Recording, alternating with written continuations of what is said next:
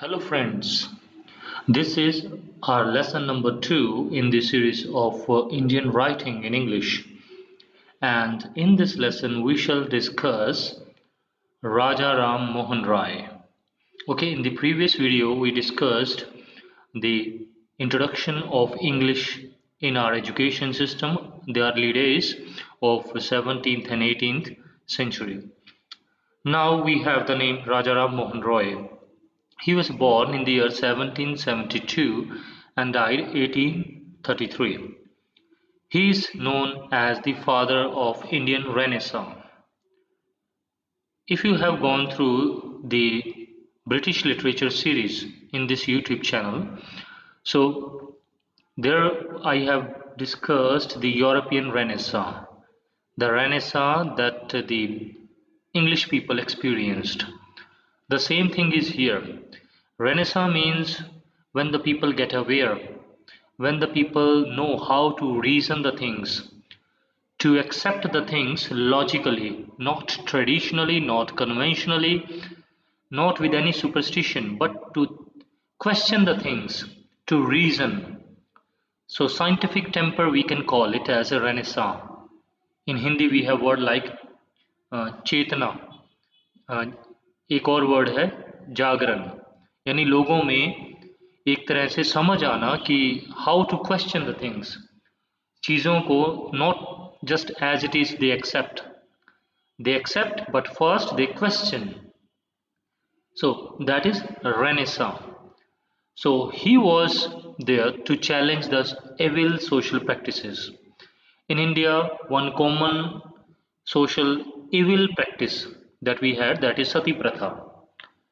Now, what was the logic in that? We all know that Sati Pratha, it was absolutely, you can say, the worst thing that any society could have.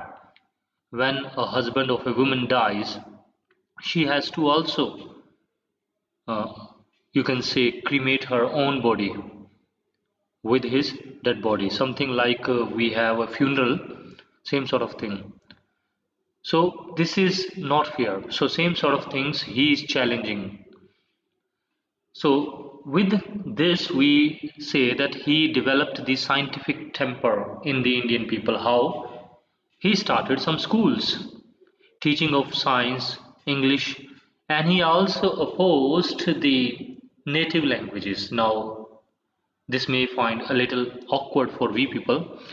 He did not accept the Persian, Sanskrit, Hindi, or other local languages because he wanted that if we have to stand in the world, we have to go with English. Even these days, it is widely accepted truth that if one has to stand in this faster growing world, one has to go with English. So same thing was with him. And one more fact that may surprise you, that he respected the Britishers and he also got respect from the Britishers. He worked like a stooge. Okay, some critics called this that he worked as per the directions or the words or the commands given by the Britishers. Stooge, we can call it as a Katputli, something like that. Anyway, he was in the favor of Western culture. Why? Because in Indian culture there are so many evils, especially the caste system. He does not like that. He opposed that. So he does not like the caste-based Indian system. So he preferred Western culture, Western system. And then we have some of the names, like in 1817 he collaborated with David Hare to set up Hindu College in Calcutta. Okay, year may be slightly 1817 or 18. And he also developed other, or I should say established institute like Anglo-Hindu School in 1822 and Vedanta College in 1825 or maybe 6. So this is about his contribution. Now we have one journal by him, that is Samvad Kamudi. So these words are from Hindi language we can take, or maybe from Sanskrit. And in that he talked about the freedom of press, and also about the Indian people who got high rank services during the British period.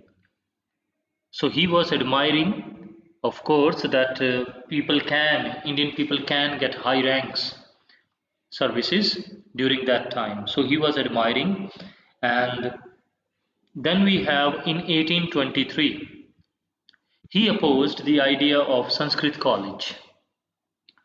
Sanskrit College that was, you can say, proposed by the Britishers in Calcutta, but he was against that. As earlier I told you that he was in favor of English, and he considered that it will promote the Brahmanism. Brahmanism it will promote if we go for Sanskrit college. He preferred that there should be the European model of education.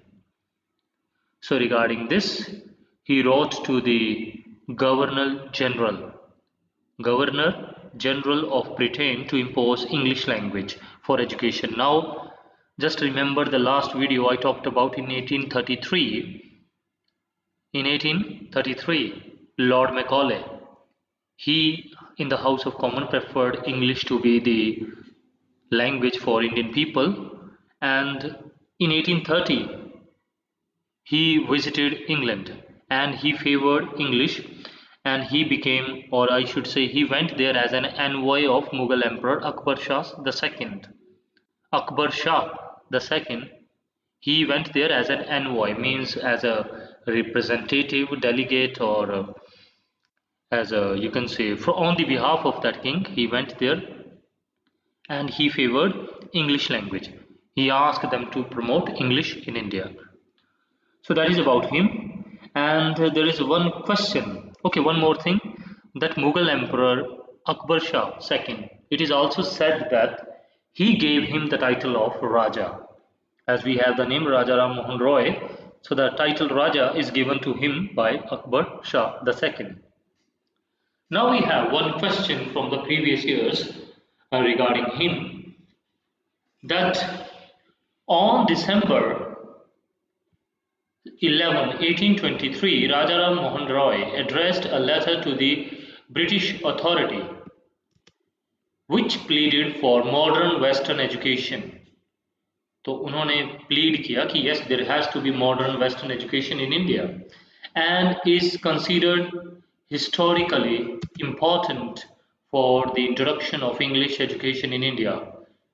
Who was the letter addressed to? तो किसको ये address किया गया, यानी किसको ये letter लिखा गया? So we have the four options. So now you would say that this thing hasn't been discussed in the video.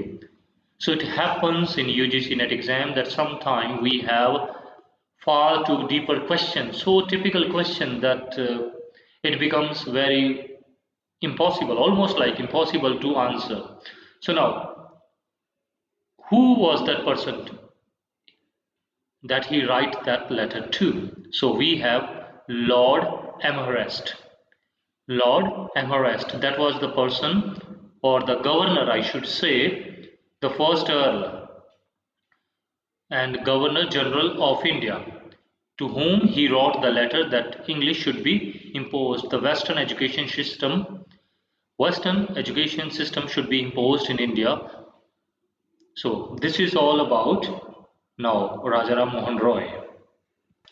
Okay, one more fact we can relate to this man, Lord Amherst. He remained the Governor General of India from 1823 to 1828. Okay, so that's it for this lesson. Just remember that his important work, that is a journal, Samvad Kamudi, and this UGC net question.